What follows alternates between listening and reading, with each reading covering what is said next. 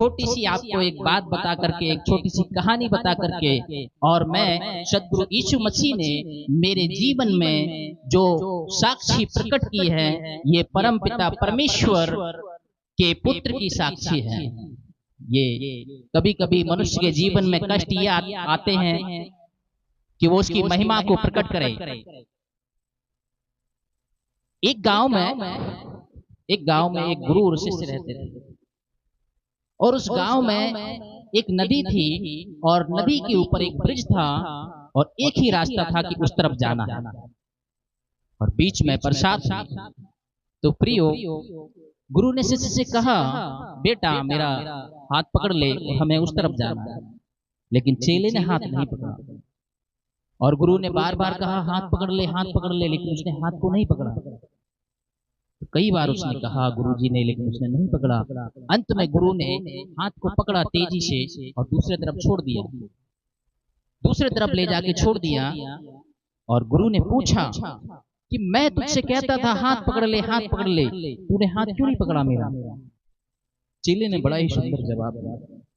चेले ने कहा, गुरुजी मुझे पता है अपने विषय में कि मैं कैसा प्राणी हूँ, मैं हाथ पकड़ लेता तो छोड़ देता, और मुझे पता था कि जिसका सद्गुरु हाथ पकड़ते हैं वो कभी नहीं छोड़ते, क्योंकि उसने कहा है मैं कभी ना त्यागूंगा, कभी ना छोड़ूंगा।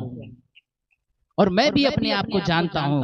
इस कथा के जरिए, इस कहानी के जरिए मैं ये बताना चाहता था कि मैं भी अपने आप को जानता हूँ कि यदि मैं यीशु मसीह को चुनता तो कभी ना चुन पाता, क्योंकि जैसे जैसे चमत्कार इसमें लिखे हुए हैं ऐसे तो हम बहुत सारे सुनते हैं। यदि वो मेरे जीवन को न बचाता तो ये साक्षी मेरे जीवन में प्रकट न होता। मेरा नाम सागर संगम, और मैं उत्तराखंड ऋषिकेश मेरी जन्मभूमि, और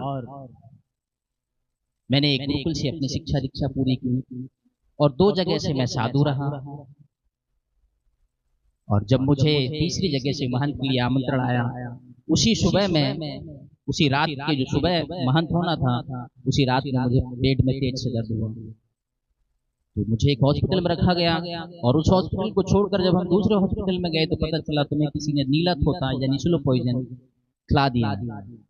और स्लो पॉइजन खिलाने की वजह से मेरी पूरी बॉडी में वो धीमा जहर फैल गया, तेजी से फैल रहा था।